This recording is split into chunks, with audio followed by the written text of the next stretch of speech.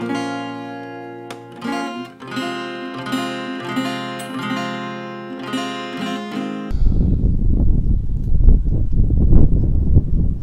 putain, il fait un peu froid. Bon allez, on se pose pas la question. On fonce droit devant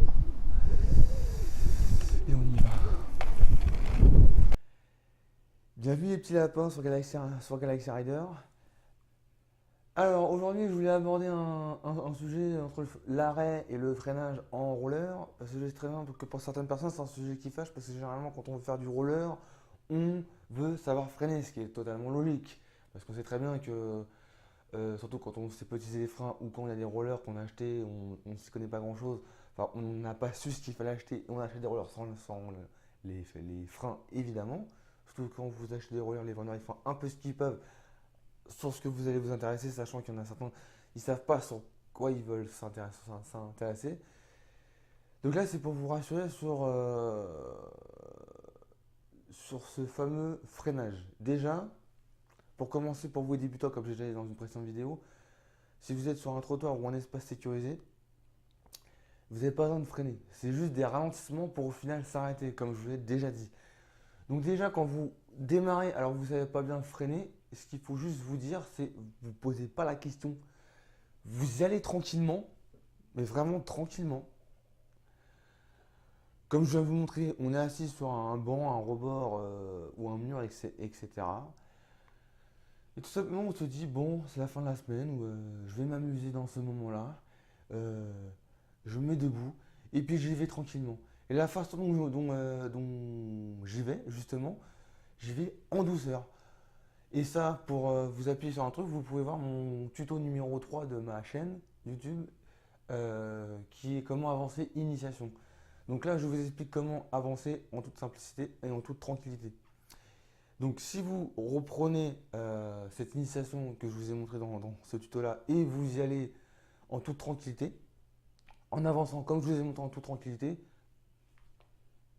vous n'aurez même pas à se poser cette question-là et tout ira.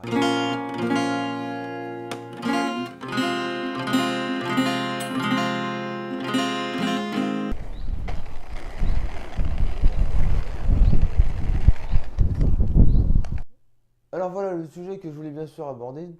Euh, Là, je vous l'ai promis plus en détail, bien évidemment.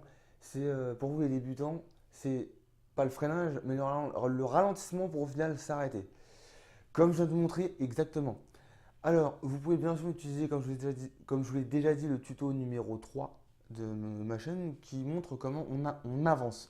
Là, je vous ai exactement montré comment on avançait, mais je l'ai fait à ma façon et enfin, à ma façon.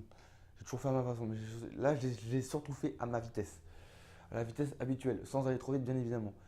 Si bien évidemment on marche en canard, on se fait un laisser-aller décalé qui permet d'étouffer la vitesse et on défie sa trajectoire pour faire un arrêt définitif.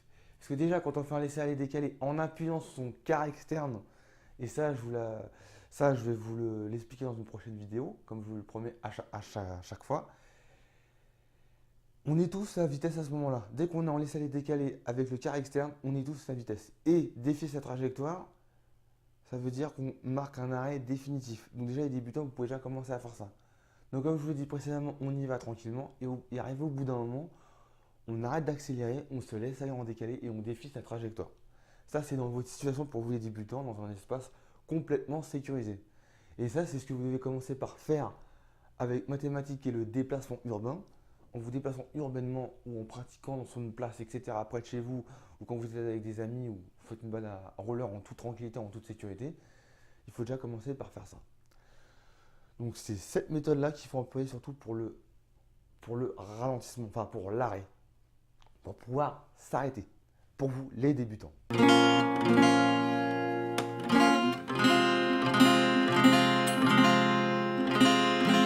C'est arrivé, l'arrivée. Voilà, ce que je viens de vous montrer, ça c'est le freinage typique. En gros, j'avais pas trop abordé le sujet au niveau des grades en roller.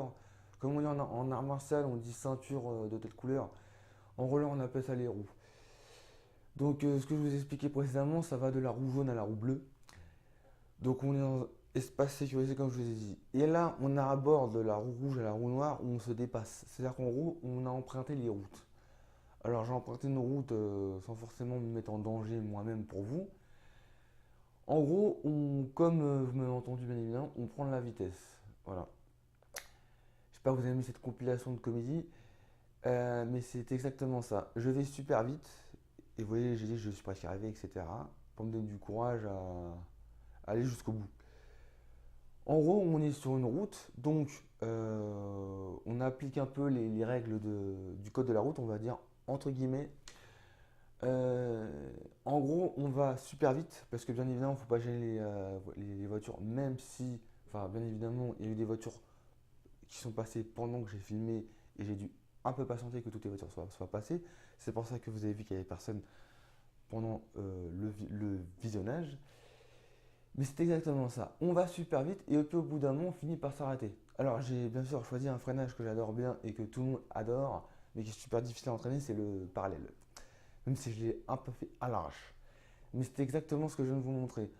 On va super vite, donc là c'est d'un niveau extrême. Donc pour vous les débutants, c'est pas vraiment pour vous parce que ce que je vous ai montré au niveau du tour numéro 3, c'est là on a maîtrisé cette méthode. On a maîtrisé son équilibre, sa stabilité, sa gravité aussi, la façon dont il faut démarrer et la façon dont il faut se diriger. Dans ces cinq choses-là, il y a deux, trois fondamentaux qu'il y a à apprendre, bien évidemment. Et on a maîtrisé à 100% tous ces fondamentaux et toutes ces méthodes pour pouvoir arriver à faire du roller.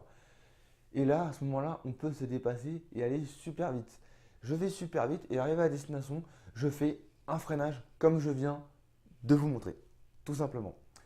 Et ce qu'on appelle aussi un freinage d'urgence. D'ailleurs, j'ai fait en sorte même de m'arrêter devant la caméra. Donc voilà dans quelle situation on se retrouve quand on fait des freinages. Donc les débutants, ne vous en faites pas si vous êtes dans un milieu sécurisé. Vous pourrez toujours, quoi qu'il arrive, faire du ralentissement pour au final s'arrêter. Ça vous suffira largement à vous entraîner pour déjà travailler ce que vous devez déjà apprendre.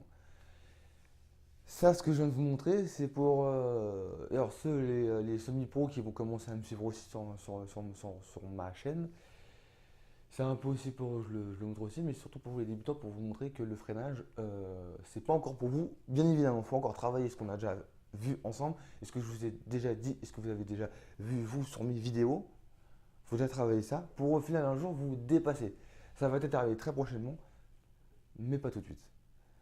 Donc voilà ce que c'est un freinage et dans quelle situation on freine. C'est déjà la fin de cette vidéo, alors j'espère qu'elle vous aura plu. Voilà le nouveau sujet sur lequel je voulais aborder, tenir compte, voilà, de vous montrer vraiment dans le moindre détail entre l'arrêt, enfin le ralentissement pour au final s'arrêter et le freinage. Maintenant vous avez tout compris, voilà. Donc j'espère que cette compilation, cette nouvelle compilation vous aura plu, voilà. Je vais parler du carré externe très prochainement. Surtout que demain il y a une vidéo. J'avais parlé d'une vidéo bien évidemment. Enfin, bon, là, je ne vais pas vous en dire plus, mais une vidéo d'Astuce Roller qui parle du quad. Donc tout ce qu'il faut savoir sur le quad. Voilà, comme ça vous pourrez plus vous tromper entre le line et le quad. Qu'est-ce qu'il faut choisir réellement? Vous avez compris que ça ne changeait pas grand chose entre le line ou le quad. Donc, si ce n'est pas encore fait pour mes prochaines vidéos, abonnez-vous à ma chaîne juste en dessous. Activez la petite cloche de notification, ça c'est comme vous voulez. Lâchez-moi un gros pouce bleu, ce qui me ferait plaisir. Voilà. Partagez la vidéo avec votre entourage, ce qui me ferait plus plaisir. Augmentez pour augmenter le nombre de vues, mais ça vous êtes déjà au courant. Et sur ce, on se dit à demain, les petits lapins. Et n'oubliez pas qu'un rider avance toujours droit devant.